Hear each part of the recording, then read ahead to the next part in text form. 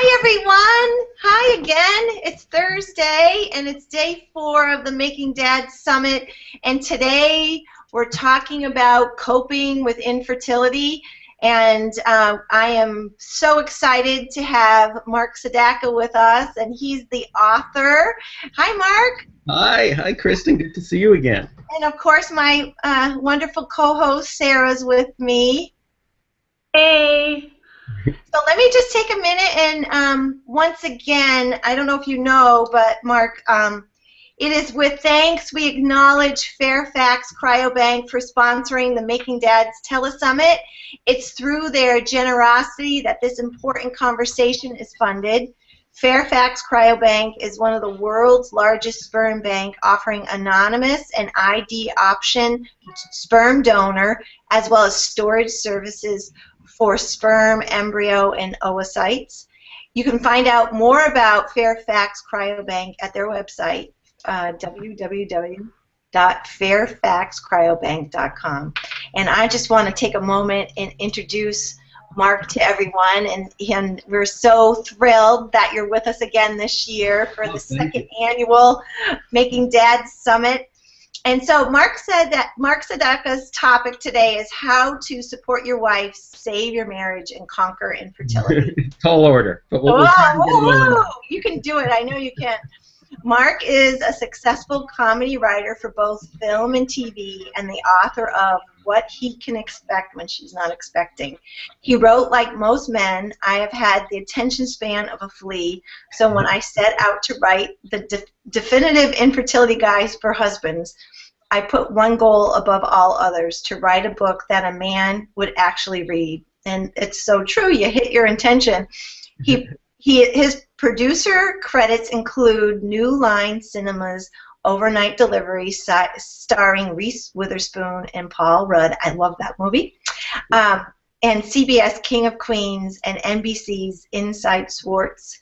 In addition, his family-related articles appear in LA Parent and the Los Angeles Times, and he recently completed a children's book with his father, singer-songwriter Neil Sedaka.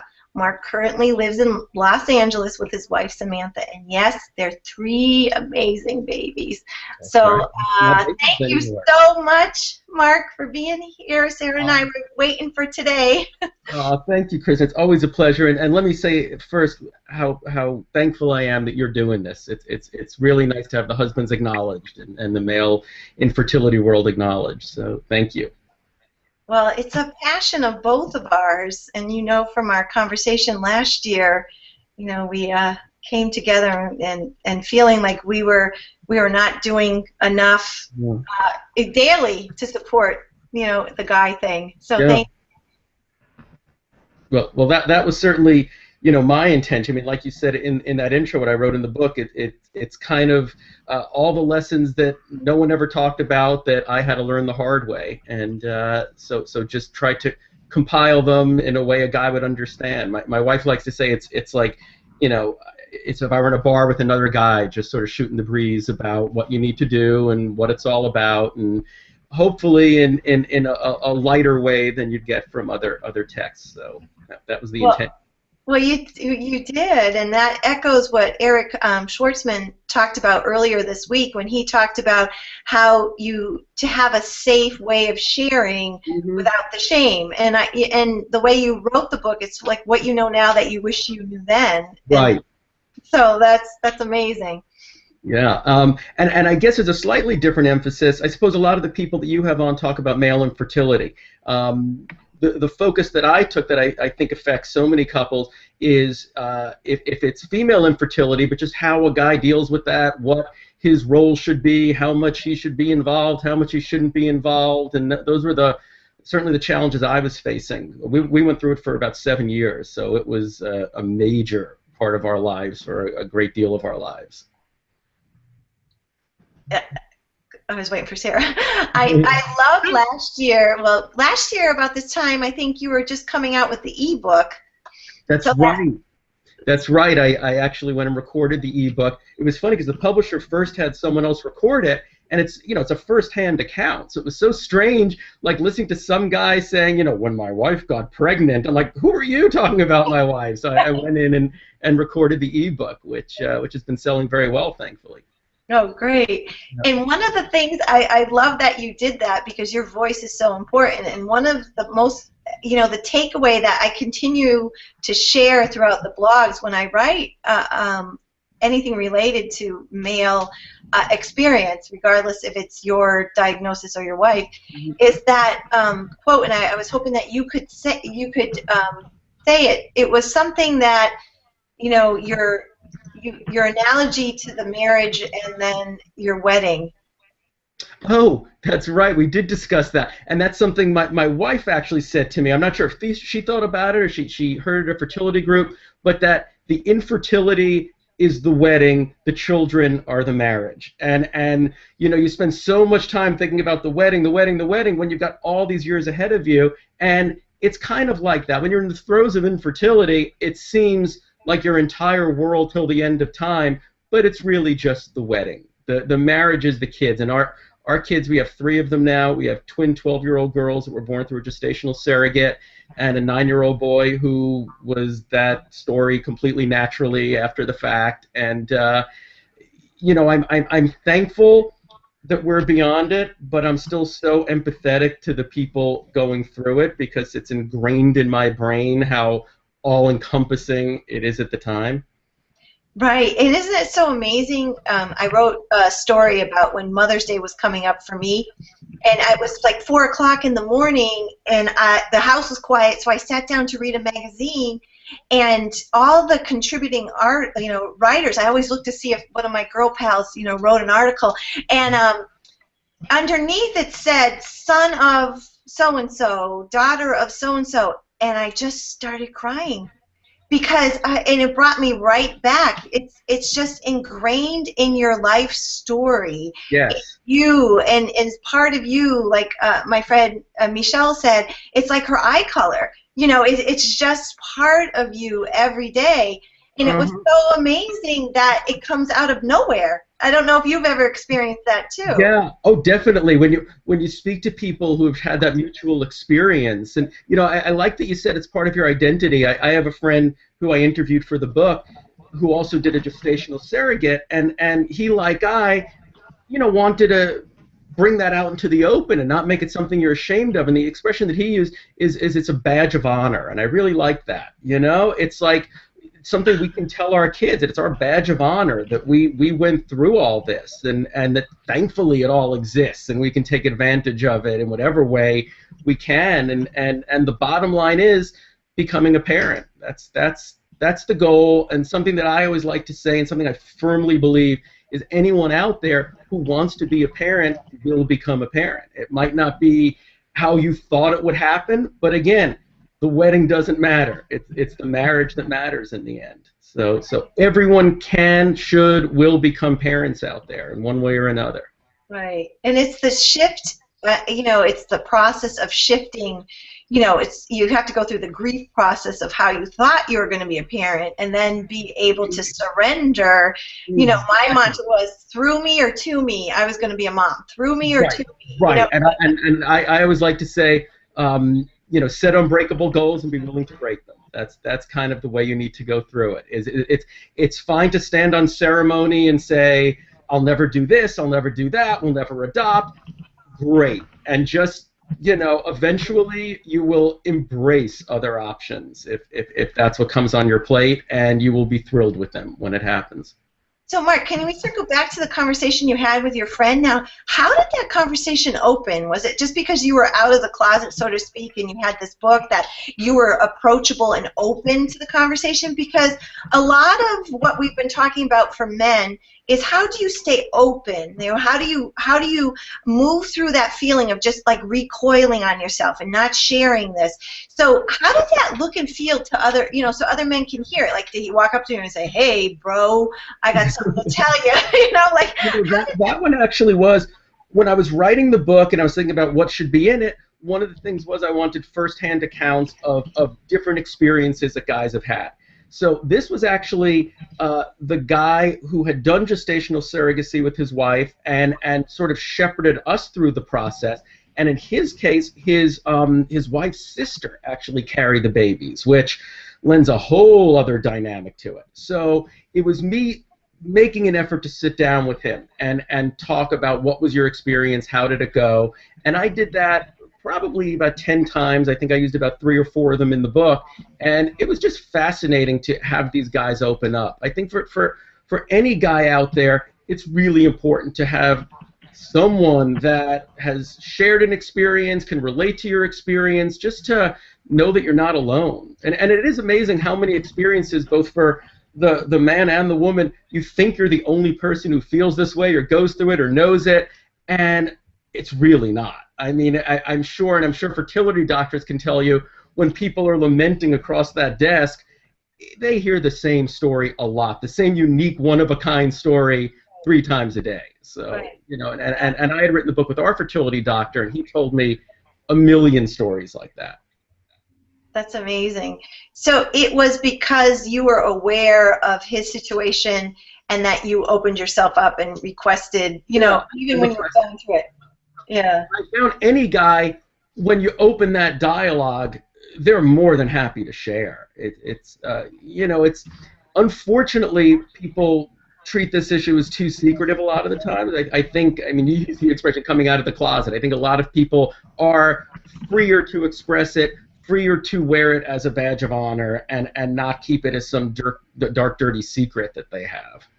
Well, it's the shame component, right? And we're, you know, we've been around for a while now, all of us, on the Google Hangout, and is a big shift. I never understood the shame component. I mean, thankfully, my wife and I wear our hearts on the sleeve, but we certainly know enough people. I remember it's reminded me of one experience where I picked my kids up at camp, and the counselor said something, oh, your daughter said something about the way she was born. And I very freely was like, oh, yes, you know, we had a gestational surrogate, and we took our embryos and put them in another woman. And I finished this story, and she looks at me, and she goes, that's okay. And I even said, I said, oh, I wasn't telling you that story to garner sympathy in any way. I just find it kind of fascinating. So, you know, even on the other end, there are people who will treat it as a shameful subject, even if you're not, and it's just your cross to bear, I suppose.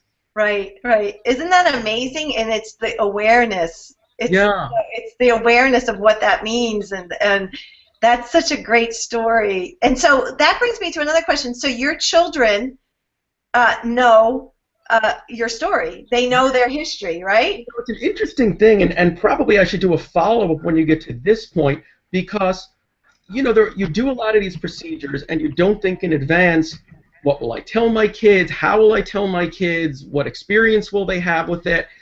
Our choice was to be completely candid from the time they could understand. Here's how you were conceived. You know, mom and dad, piece of each of us, put in another lady, and we introduced them to their surrogate early on. We still see her every year, every other year. We send her a card at Mother's Day, and I will say we might have gone too far in the other direction, because now that our girls are 12, they're able to articulate, we didn't know what the heck you were doing. We didn't know who this lady was. Was she our mother? Wasn't she our mother? So, I mean, maybe there's a happy medium. Maybe we should have explained it a little better. But I can say, again, along the lines of when you're going through it, to be as candid as possible. I think you have to, with your children, treat it as just, you know, their story, their identity, their way that they came into the world. We know people who did frozen embryos or eggs, other women's eggs, and their kids are also 12 and still don't know. And that gets a little dicey, I think. I think when you're doing these procedures, you have to be open about them, especially with your kids. At least that's my opinion. Right. Well, it was interesting because Eric Schwartzman talked about how every decision he makes, he asks this question, how will this affect my children later on? Exactly. And I was like, oh my God, like, and that was their way of asking and, you know, self-checking about their decisions. Mm-hmm. And what blows me away about parents who create their families this way, the different way, or it's not even different. It's just, you know, not the same, maybe as everybody else. There's so much level of thoughtfulness, you know, because I was very much like you with my children, you know, and now with our work, I'm sure, you know, it's just normal. You know, it's normal. Mm-hmm. You know, their normal is just the new normal, you know? Yeah. And you know, I remember when they were, I don't know, 8 or 9, and the kids in their class were starting to learn about how babies are born, and they would explain it, and the kids would say, "You're lying, that can't be," and they would come home and say, "They're saying it's not true," because, you know, it is an unusual way of being born, but it's no less valid than any other way, and they're here, and they're great, and they take, I think, the same sense of pride that we've instilled in them for the way they were born. I think if you have this parenting journey, you're such a, and it's not a judgment at all on anybody else, but you're just a different parent. You know, you are. And I don't want to say it's a badge of honor for your children, but you know, the language I use, my precious babies from heaven, and not that not every child isn't a precious baby from heaven, but you know, the road was. Yeah, no, and we also have the added unusual circumstance that our son was born naturally. So the girls would always question, well, why weren't we born like that? And my wife's analogy was always that her oven was broken, and so we had to take the ingredients and put it in someone else's oven. And after that, her oven was fixed, and so she was able to cook our son in her oven at that point. And it seems to work for them. I always thought it was a nice analogy. Yeah, that's a great analogy. Yeah. That's amazing. So if you were to talk to another man that might be feeling so isolated and feeling, you know, I don't even want to use the, you know, depressed or disconnected. You know, what would you say? Because in my private coaching sessions, sometimes I speak to the male partner or one of the partners by themselves, and then speak to the other one. And what they say, you know, kind of, you know, behind their mouth, you know, their hand to me is, "I just want my wife back." Yeah. What are you going to do to get her back for me? You know, she's not even there. I don't even, you know, how do you get her back? Yeah, isn't that true? I have a chapter in the book called "Who Are You?" because I mean, my wife, other wives that I know, certainly other husbands I know, they just kind of lose track of who they are, of what their focus is, of their identity, their priorities. It becomes so all-encompassing. You know, there's various degrees of advice that I've given based on what they're going through, where they are in the experience. The 3 tenets for me were always communicate, educate, and support.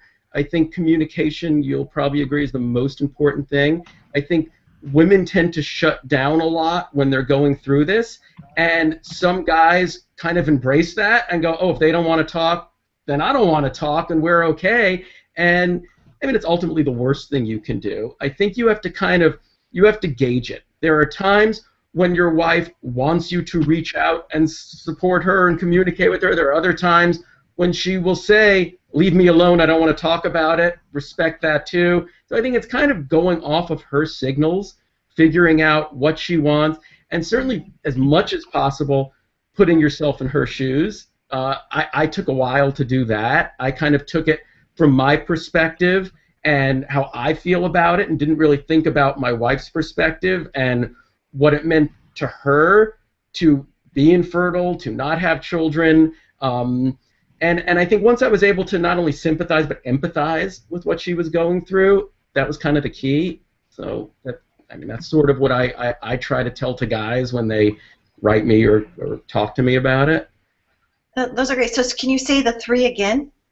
Communicate, educate, and support would be the 3 things. And they really were all equally important. I mean, the educate and support came into play when we go to fertility appointments. And you know, when I was just sitting there being an inactive participant, yeah, I was there, I was joining her for it, but it wasn't the same as having read up on the procedures beforehand, understanding what the doctor was talking about, taking notes on what the doctor was talking about. Because my wife, she'd check out. I realized after a while that she would go to these appointments, and her brain was just kind of screaming, so she wasn't listening to anything. So just the fact that I was able to pay attention, leave the appointment, say, okay, here's what he was saying, here's what it meant, because honestly, she didn't hear a word. And listen, it's a specific thing to our case, but that made her realize I was there, I was helping, I was filling in the gaps. Right. At that point. Right. You were her wingman. I was her wingman. Yeah, and you need that, no matter if it's you or your partner going through it. Yeah. You're like a deer in the headlights, because it's so overwhelming to process all the information, and then you get saturated, and then you just shut down. And it doesn't matter if you're a male or a female, but if it gets overwhelming, that's your natural body response to say, that's enough, no more coming in. And so that's how I could help. Now, there are other couples where the woman goes in, she has the notepad, she's writing every note, so that's not where the guy can fill in the gap. But, sometimes I went too far to the extreme. I used to buy her flowers every time she had a failed in vitro. And finally, around the 6th or 7th, she said, please stop buying me flowers. It just reminds me of the failure. And, good on her to say it to me. Right. Because I wouldn't have known that was kind of going overboard and extending myself in a way that she didn't like. And when we finally got pregnant with the gestational surrogate, then I bought her flowers, and then they were appreciated. So every couple's different, every aspect is different, but it's picking up on the clues as much as you can. Right. And so, Mark, can I ask you a question? How did you cope every time, unfortunately, you got the negative news? I mean, what can you just say? Maybe 3 things that you felt at that moment, and how you got your pulled your bootstraps up and kept moving forward. I wish I could say that there's some panacea for it, but really what I felt was helplessness, frustration, and I guess anger to a certain degree, and really I should say sympathy or empathy, because I just hated seeing what my wife was going through in terms of what we were going through. There's no great thing you can say after a failed in vitro. You're $15,000 more in the hole and starting from square one. I mean, I don't know how you put a good spin on that. No, and I think the part that speaks to maybe the residue of the shame is that too, the financial component is amazing. If you're not in an insurance state, which I happen to be, but it's also allowing yourself to grieve and your partner to grieve. Yes. And then sometimes what ends up happening is one partner's ready and the other partner's like, I'm not doing that again, no way. And then you have this disconnect, right? That there seems to be always like a leapfroggy. One person's ready to start again if you're in a couple, and then the other one's like, maybe not. I think you're absolutely right. That's such a strong component, and I think that gets back to, as much as possible, being open and honest with each other and discussing and, again, making compromises sometimes. One of the things that I realized early on is for me to stand on ceremony and say to my wife, listen, we're done, let's not do it again, was truly counterproductive. I know too many couples now who, whether it be the wife who said let's stop or the husband that said let's stop, unless you're both on board with that, the resentment that sets in through the years is so not worth it. It's you kind of, one of the things that was my test for it, like your friend said, the test of what would my child want years from now. One of my tests for it is, do I want this more than she doesn't, or does she not want it more than I do? Right. Whichever one of those was stronger was the one that I had to give into. So if I wanted to stop and she didn't want to stop, and I could tell that her not wanting to stop was stronger, I'd have to give in to that. And I'm glad I did. I mean, we went way beyond the call of duty with this. We did, 16 artificial inseminations, 10 IVFs, this gestational surrogate. Doctors were saying to my wife, why do you want to put your embryos in somebody else? We haven't proved there's anything wrong with your uterus. It's like, well, I haven't gotten pregnant, so maybe that's what it is. And sure enough, it worked for us. That's amazing. You know, you just rattled that off, but I know what That's 7 years that is. in the making. I know what that is entailed. Sarah does too, but I know that Yeah, that's 7 years, $250,000 right there. I mean, that was where all our money went through those 7 years. I know, and the financial stress, you know, Davina Frankhauser of Fertility Within Reach, and then, of course, Pam from Baby Quest talked yesterday about that, and that stress alone, you know, you know, it's Yeah. all encompassing. We actually are on the board of Baby Quest now. It's a great organization because that was one of the things, it kind of kept us going through it, is when we have children, that's how we want to give back. We want to either start or find an organization that you know, gives money to people who just can't quite afford these treatments, which is basically everybody.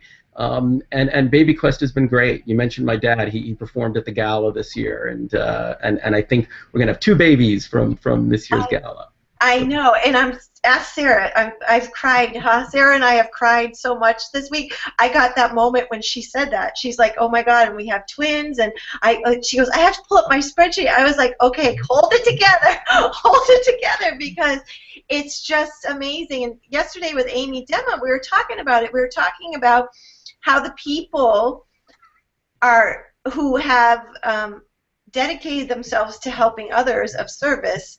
It's just so powerful that there is such a heart centered of creating healthy families, and the ripple effect of the pure dedication to creating your family and what that does for the generations to come. You know, it's interesting because, as wonderful as it is, part of my job with the organization is to read all the applicants that come in, and you talk about crying and just the frustration of it, because it's hundreds, if not thousands, of applicants that you're reading, and you know that 2 or 3 will get a grant, and it's interesting because you talk about the residual effect.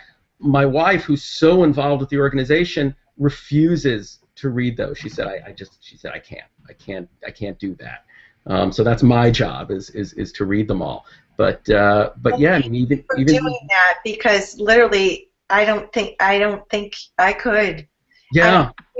We just had an in-person event for funding fertility, and you know, it took me a little bit just to see the pressure, and that's why legislation needs to come in and level this, that this is a diagnosis, that there needs to be systemic change across this country. Great. So that when you, regardless male or female, receives a diagnosis, there needs to be medical care, and that's why we're talking about this for men too, because you know, everybody needs to be equal in the services that they get, and the government has to change. So I'm going to hop off my soapbox now. But, you know, it's a good soapbox.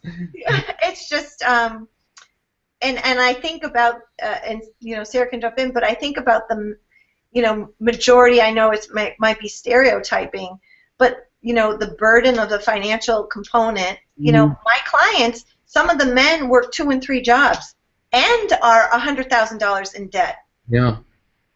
Yeah, and the worst part is you're not even doing something that's guaranteed in any way, shape, or form. The analogy I use is if you go to Vegas and play the big 6-wheel, which is the worst odds in Vegas, your odds are still better. I mean, you're basically plunking $10,000 on the big 6-wheel to see if anything happens, and you know. But it's the option you take to have a family. That's the goal.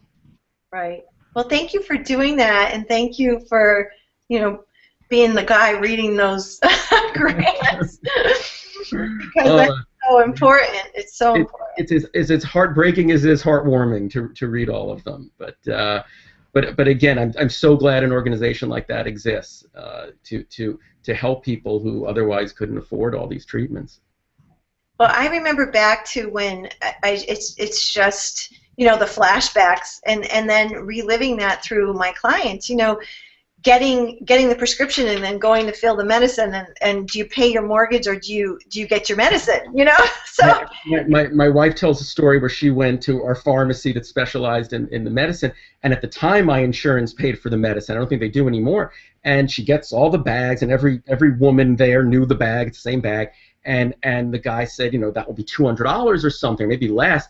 And the woman next to her said, how did you get it so cheap? She said, my insurance pays for it. The woman just broke out in tears. It was just the frustration that she was next online and was going to pay $2,000 for the same medications. Right. I remember mine was, at the time, my mortgage was $987, and then the medication was $942, something like that. And I was literally, and you look at the pharmacist, and they're looking at you like you're crazy. You're like, I have to pay my mortgage, and I have to get the medicine. And I remember saying, can I have some for 2 days? You know, like, and it's desperation at that point that you have this hope that you can start down this lane, and then you have the financial burden also. Yeah, and the medicine especially is one that you don't necessarily take into account in the beginning, and it becomes one of the biggest burdens, financial burdens. Right, and Baby Quest, Pam talked about that there's part, you know, to help with the medication also, right. So that's so important. Right, yeah, and she's great about that. You know, we read everyone, we see what they need. She's great about having doctors come in to analyze all of these applications and see which ones are really viable for the money we have, for their success rate. So again, great organization that we're happy to be involved with. That's so you're just leading the charge. You know, you're quietly serving. And well, you know, at this point it is, we're on the other side of it. So I ride a double-edged sword also, because I'm a guy talking about a female issue, so already, you know, am I kind of impeding on it a little bit? And also, as someone who has been successful, I know that that's a double-edged sword for people going through it, because on the one hand, I'd like them to think, oh, good, that can be me also, but on the other hand, they're thinking, forget about you, you know, whatever, you know, I could curse now, I won't, but I know what they're thinking, because I know that we thought it with people who were success stories, and you're like, well, I'm not, so, you know, screw you. But again, I'd like to honestly say anyone that wants to be a success story can be a success story in the end. It's this too shall pass is the thing. Right, and I always say there's a beginning, a middle, and the end, and when you're in the middle, you know, regardless, it's still your issue if you're part of the team. If you're male or female or what, you know, your couple, female, male, you're still that team. And so you're so right. I mean, sharing the burden is so vital that it's to say it's his problem, it's her problem, no, you're a team, you're a couple. I find it interesting that we've reached a point where if a woman gets pregnant, the couple can easily say, oh, we're going to have a baby. But if it's infertility, you're saying it's his infertility, it's her infertility, we're not infertile. And it should be we're infertile. I mean, you're both reaping the benefits, so you both have to share the burden of it. That's the way it should be. Right. And so I'm right there with you about how, you know, sharing your story sometimes. And you know what, Mark? What I found with that, I had one woman just lose her mind on me, and I was actually presenting, and I was at a conference, and she's like, you know what? You know, you're talking, but you have your family, and you have your children, and you have a $1 billion family, you have a son and a daughter, and you know, she went off, and she just went, blah, all this anger came out, and I just let her go, and I looked at her and I said, you know what? I'm going to hold that hope for you, and I'm so honored that you got that all out at me because it needed to come out because it's just under the surface. And if you don't, you know what? Don't take it personally if someone has an issue, because you just got to think, oh, that's a healing, you know, like that. I try not to take it personally. If you go on Amazon and look at the reviews of my book, there's a handful of them that are so mean and so angry. I mean, like 90% are like, thank God, the book I needed, whatever. And then there are these few people who are like, I don't know what book they read. Or I went on a show recently, not much different than what I'm saying now. I'm hoping I'm coming off sympathetic. And there was one comment after where someone just wrote, "What a jerk." And I wanted to write back on, what did I'm curious where you got jerk. But, you know, they're going through something horrible. I know. I've had such terrible things written about me and about my book. And the one I love the most is, she's only in it for the money. Isn't that amazing? I'm like, there are a lot better ways of making money. There's no money in this love, you know? And I'm like, oh, she's in it for the money. That's why she exploited her family and her children for the money. Yeah. Like, I can go get a minimum wage job anywhere in this country, and I'll be doing better on the money front than this. I know. Yeah. But you know what? It goes back to, it just tells you how hurt and how unbelievably, and I don't like to use the word broken, but how broken that person yes. And listen, I experienced it firsthand. I saw it in my wife. All someone had to do was get pregnant, and they were all but wish death. I mean, it was, you know, that's just the way it is, and I get it. I get it totally. And I remember being in Target with my cart full of my necessities, you know, paper towels and shampoo and all this stuff, and literally walking into, these two women were friends, very pregnant, and I had just lost the baby, and I was on my outing to Target, and literally looking at them, saying a bad word, leaving my cart, and then going home and lost it. And it's almost an out-of-body experience, and I don't know if you ever, you know, I witnessed that with your wife, and maybe you talk to men about what to do when, you know, that happens. But it's the grief, the overwhelming grief. And it was almost like I was an alien, like, you know, out of body, watching myself respond, because you didn't recognize who you were looking at. Yeah. Now, did you say they were speaking ill of being pregnant at the time? Because that was always the worst. It was one thing, just, you know, for my wife especially, to see someone pregnant. But if they were complaining about being pregnant, or if it was a mother who was being mean to her child, or saying, "Oh, I'm pregnant again, can you believe it?" I mean, she would lose it. She would lose it. I think I would love your wife. No, they were the mere presence of being pregnant in front of me, and there was two of them. Yeah, I had no tolerance. I left. It's one of the things I try to explain to guys, and I explain in the book, is sort of the contradictions of it all. That, like, you know, infertile women hate children. It's just you have to understand the irony of that. Like they. You know, like one time I suggested after a failed in vitro that we go to Disneyland, and it was like, my wife looked at me like, why would I possibly want to see a child? And I'm like, because you want children, and so you kind of got to get in the brain a little bit. Yeah, so that's a great tip right there. Yeah, don't go to Disneyland. No, go to like a couples only retreat or something. Yeah, go to Napa and get drunk, dude. You know, good. Yeah. So, Marc, if people wanted to find you and talk to you, or find you, of course, and you can purchase your book on Amazon, or, I mean, do you, after people read your book, do they reach out to you, or is that something that they do? And I love when they do, because we talked about what the reward is of this. And for me, I just got one the other day from a guy who just said, "Thank you so much, your book helped me so much." That's it. I mean, I love that. And so, yeah, if anyone, I think my website's down there, and I think there's a contact. You can contact me at mark@whattoexpect.com, whathecanexpect.com. And yeah, I'm more than happy to offer whatever I can to, especially the guys who don't have anyone else they can reach out to. That would be, you know, great. More than happy to do it. So, of course, and all your information is up on the landing page of the summit. Great. And you're so good about that stuff. Thank you. I gotta get it out. I was so excited with the ebook last year, so we have to make sure it gets in. Yeah. Please buy the ebook. I recorded the whole thing. Yeah. And now to know people can stalk you for baby quest. I don't know if you want to put that out there.